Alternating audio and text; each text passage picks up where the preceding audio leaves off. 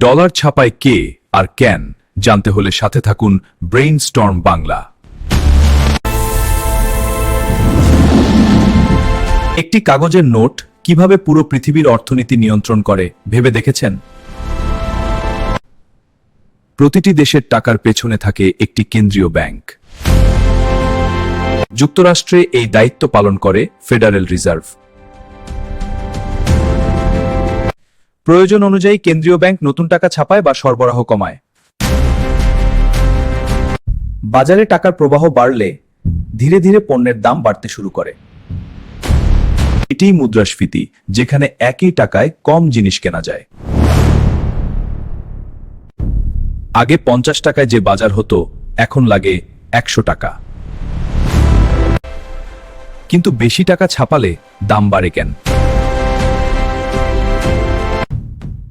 কারণ বাজারে টাকা বেশি কিন্তু পণ্য একই থাকে। চাহিদা বাড়লে দামও দ্রুত বাড়ে।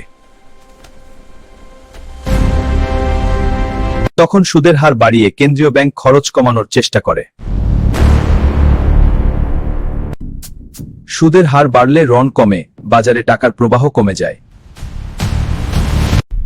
ডলার বিশ্ব বাণিজ্যের প্রধান মুদ্রা হওয়ায় তার প্রভাব আরও বেশি। অধিকাংশ দেশ আন্তর্জাতিক লেনদেনে ডলার ব্যবহার করে। তাই ডলারের সিদ্ধান্ত প্রভাব ফেলে পুরো বৈশ্বিক অর্থনীতিতে। টাকা শুধু কাগজ নয়, এটি শক্তি ও প্রভাবের প্রতীক।